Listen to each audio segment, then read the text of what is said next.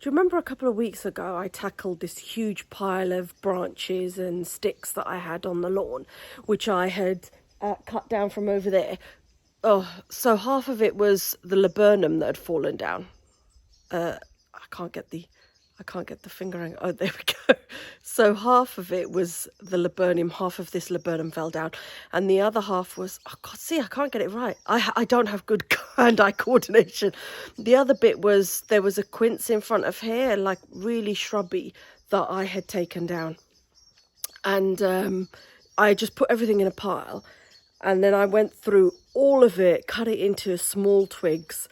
The really little ones went on the compost heap, and then all the rest went in a pile over here because I was going to put it on the firewood pile. But I discovered, because I did a bit of research about whether laburnum makes a good firewood, and it is in fact toxic when you burn it.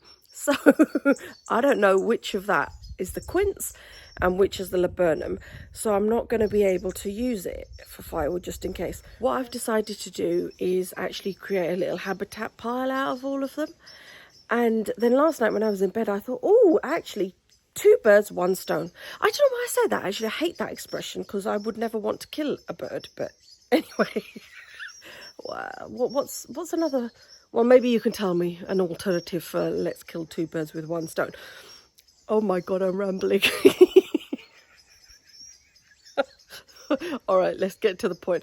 So I'm going to turn you around in a minute, but basically there's a gap in the hedge over here. And through that gap, all you can see is polytunnel plastic, because it's just the polytunnel it directs to. So I would like to actually pop all of these logs and sticks and everything in there, because they're out of the way. I know they're not going to get trampled on by anyone inadvertently kicking them over, and at the same time it'll fill up a gap that I find very ugly. So I'll show you the pile of stuff that I'm moving, and then I'll show you the gap. So yeah, you can see this is the stuff. It's got, you know, very fine stuff on the bottom, but lower down we've got the thicker bits. I'm pretty sure that a lot of that is the quince, but you know, I can't be sure. This is definitely the laburnum. You can see that dark inner core. It's much older wood as well. I don't know if it's dark because it was about to start rotting. I mean, some of it was completely rotted, and you know, that obviously I didn't chop up for firewood.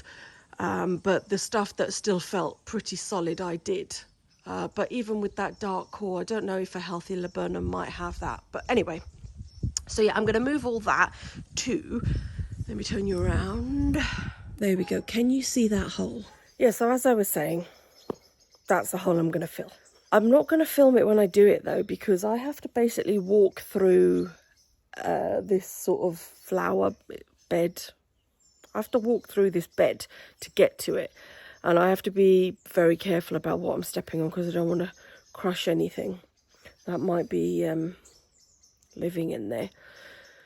So I'm going to get on with that now, but before I do that, let me just turn you around quickly. Do you remember in the last video I put bird feeders up there? I put 3 of them up there. Well, the birds were not going to them at all, so I've moved it out. I have one of these stand things for hanging bird feeders that we brought from our other house. So I've hung the big one here on the stand, and initially I thought they weren't going for it at all, but now I can see poos all over it, so they definitely are. And the idea is that I'll move it closer and closer to the shed until eventually it's over there, so they know it's there, because I don't want to leave it here, because the trouble is they do get very, very wet. Anyway, enough rambling. I'm going to get on with it.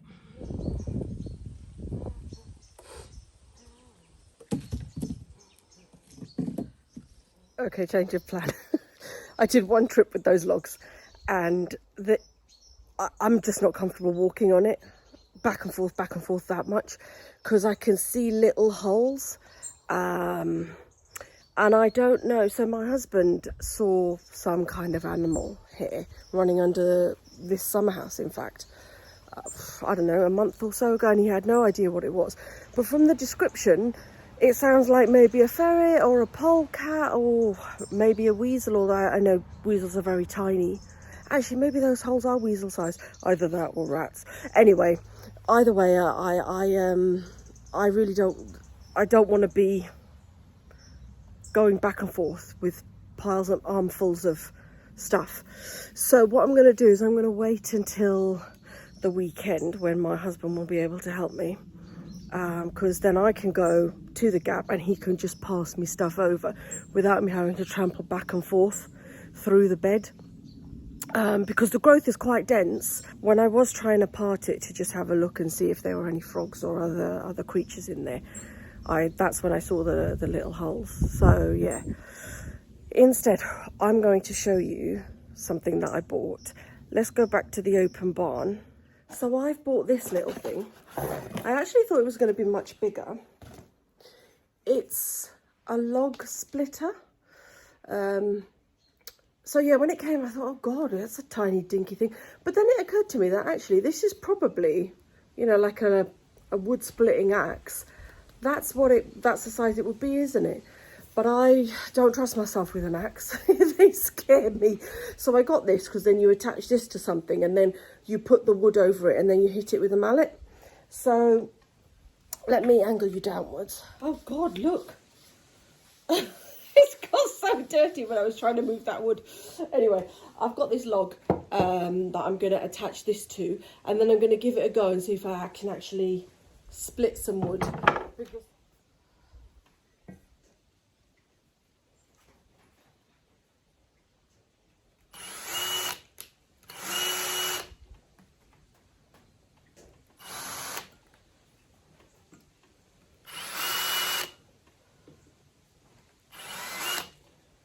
just marking the holes.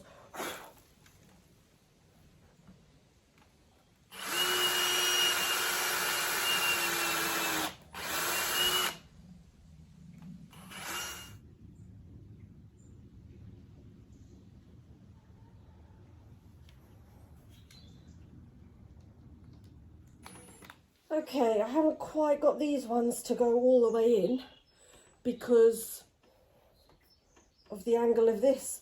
So I'm going to leave them for now. I mean, it's sturdy enough with these two in, and I'll find myself a diddy screwdriver and then drive those in.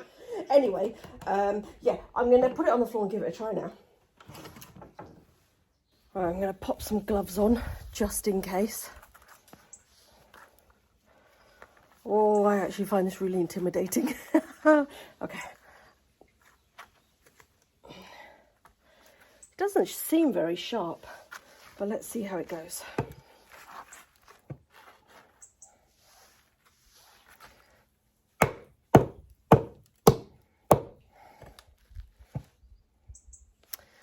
That's not doing anything.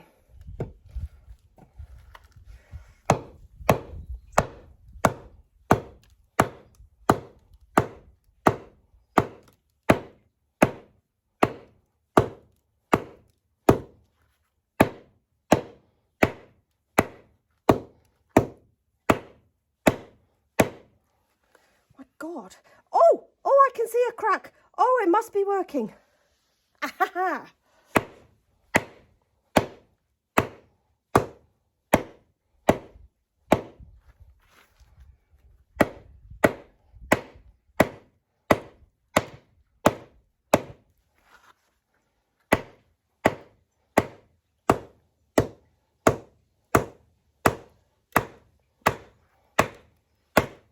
Oh.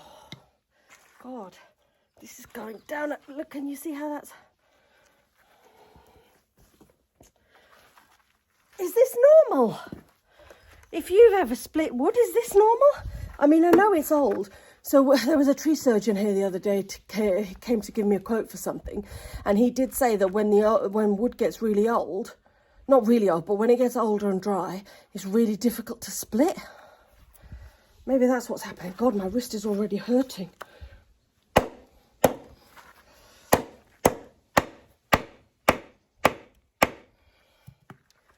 Oh dear.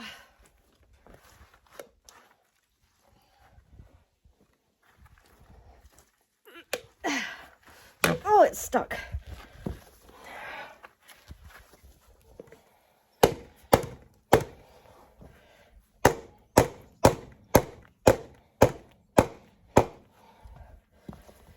Is it supposed to be this hard?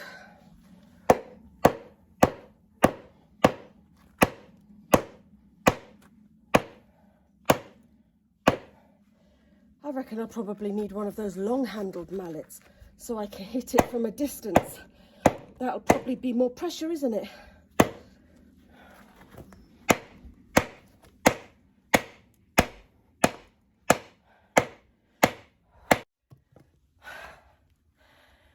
Oh, this can't be normal. I must be doing something wrong. Let me knock it off. Oh, I don't know.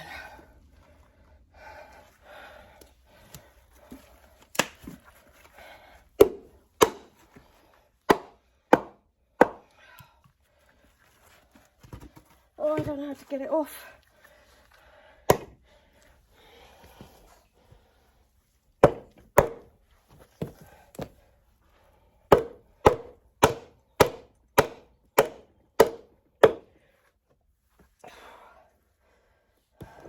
Oh no. All right, maybe I have to just keep going then.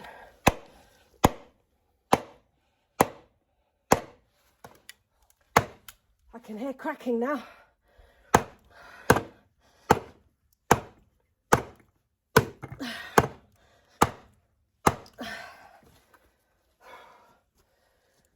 Oh, good grief.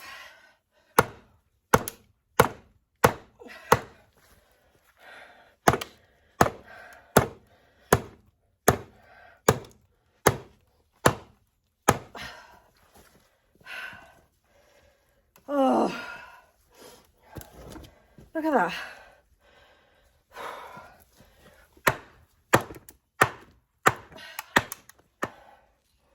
Oh, I just can't keep going.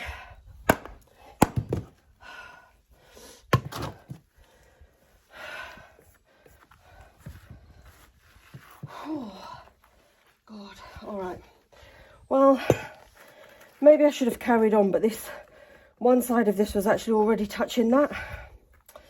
So I don't know. I'm gonna go and get one of the pieces of quince. The pile I was just gonna move, and see if that's any easier. If it's fresh wood, I'll be back in a sec. Okay, this is a pathetic example, but let's have a look. Oh, okay. I mean, I know obviously this is really little.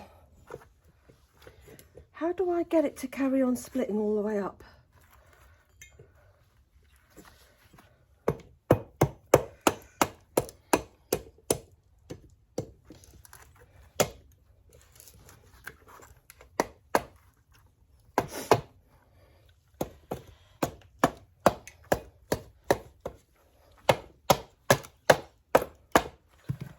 I know that's probably completely incorrect, and I probably wouldn't do that with a big log, but just to see. All right, you know what? I'm sweating now from all that hammering earlier on. Let's go sit down.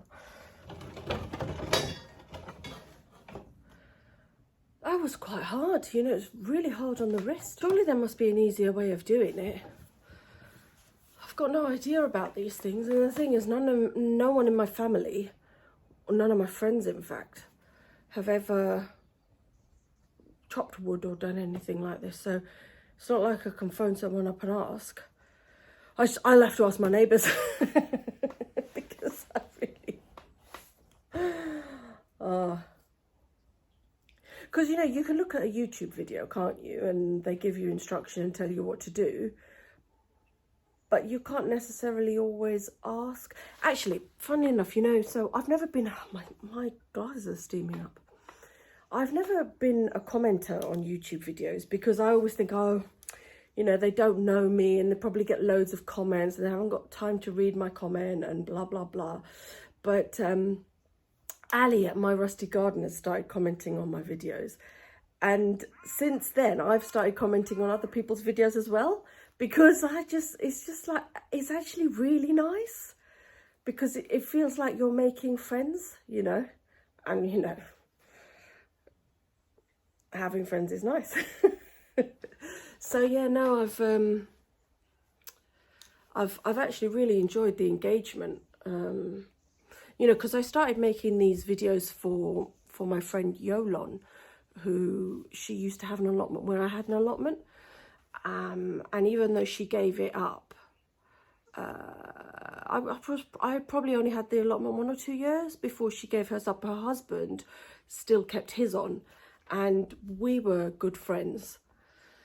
So I made the videos for her, and then other people have started watching and commenting, which is really, really nice, because it kind of makes you feel less like you're kind of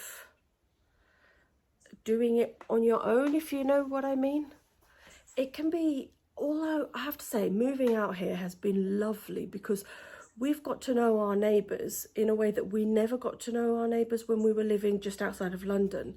So when we lived in our flat, we only said hello to the neighbour directly opposite us because we used to take his parcels in, and sometimes he'd take ours in as well. And I only knew his name because it was written on his parcel. So whenever he'd knock on the door, I'd be like, oh, hey, Steve, yeah, blah, blah, blah, here's your parcel, whatever. But he never tried to have a chat.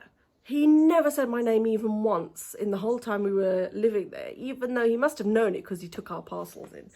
And yeah, and the other neighbours in the block, you might say hello to them when you pass them on the stairs, if you make an effort, because they didn't bother. But here, you know, people have been really nice. They came over, they said hello, they brought, you know, cards, cake, left their number, said if you need anything, let us know, that sort of thing, you know. And like there's a local craft group that I've started going to. So yeah, it's really nice. You kind of get to know people in a way that you don't when you live in cities, unless you really, really make a hard effort. And then people just think you're mad. They look at you like you're an idiot. If I walk down, I say I walk down the street, there's no streets. If I walk down the lane, if I see someone I don't know and I say hello, that is perfectly normal. But if you did that in London, people think you're weird, or they think they, I don't know, ooh, you're trying to hit on me or something. You know what? It's just, I don't know. People can be weird when you live in a town or a city. So yeah, I really do like it here. But anyway, I think I'm going to get on with a little bit of tidying now. I'm probably not going to film it. It's going to be really, really boring for you to watch me tidying up. And you're also going to think, Samina, didn't you do that in one of your previous videos? And yes, I did. But we brought more stuff from our old house. There's loads of stuff still left in the garden. So we keep bringing it over. So every time I clear the driveway or the greenhouse, we bring more stuff over. It's like this never ending, it's like slow torture. So yeah, I want to tidy that up at least, because honestly, the neighbours must think, who are these hillbillies that have moved into this house? So yeah, I'm gonna go and get on with that. I will catch you again next time.